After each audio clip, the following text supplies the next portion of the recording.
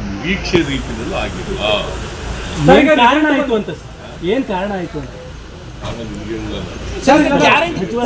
ಗ್ಯಾರಂಟಿಗಳ ವಿಚಾರದಲ್ಲಿ ಹೇಳಲ್ಲ, ಪಾರ್ಟಿನಲ್ಲಿ ಹೇಳ್ತೀನಿ ನಾನು.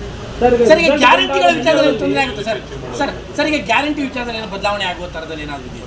ಗ್ಯಾರಂಟಿ 5 ಗ್ಯಾರಂಟಿ ವಿಚಾರ, 5 ಗ್ಯಾರಂಟಿ ಕೆಲವರು ಅದು ಮರುಪರಿಶೀಲಿಸಿ ಅಂತ ಹೇಳ್ತಾರೆ, ಪಾರ್ಟಿಯವರು ಹೇಳ್ತಾರೆ.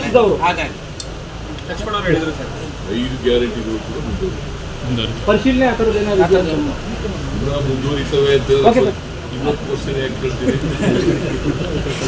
5 ಗ್ಯಾರಂಟಿಗಳು ಕೂಡ ಮುಂದುವರಿತವೆ.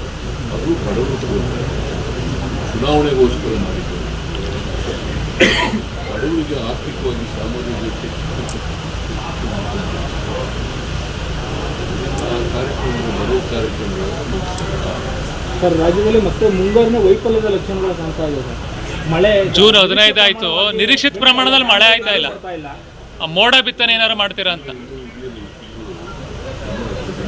ಅಲ್ಲ, ಮೋಡ ಬಿತ್ತನೆ ಆ ಥರ ಏನಾದ್ರು ಗುರಿ, ಮೋಡ ಬಿತ್ತನೆ ಮಾಡ್ತೀರಾ? ಅದೇನಾದ್ರು ಗುರಿ? ಮೋಡ ಬಿತ್ತನೆ ಅಂದ್ರೆ ಏನು? ಮೋಡ ಇಬ್ಬರಲ್ಲೂ ಬಿತ್ತನೆ ಅದೇ ಆ ಥರ ಏನಾದ್ರು ಉದ್ದೇಶ ಇದೆಯಾ ಅಂತ? ಮೋಡ ಬಿತ್ತನೆ ಅಂತಂದ್ರೆ ಮೋಡ ಇದ್ದು ಬಿತ್ತನೆ, ಮೋಡನೇ ಇದ್ದು ಬಿತ್ತನೆ ಏನು ಮಾಡ್ತಾರೆ ನೋಡೋಣ. ಅದನ್ನ ಟೆಕ್ನಿಕಲ್ ಪರ್ಸನ್ಸ್ ಅಂತ ಕೇಳಿದ್ರೆ I am not an expert. ಹೆಚ್ಚಿನ ಸುದ್ದಿಗಳಿಗಾಗಿ ನಮ್ಮ ಚಾನೆಲ್ನ ಸಬ್ಸ್ಕ್ರೈಬ್ ಮಾಡಿ.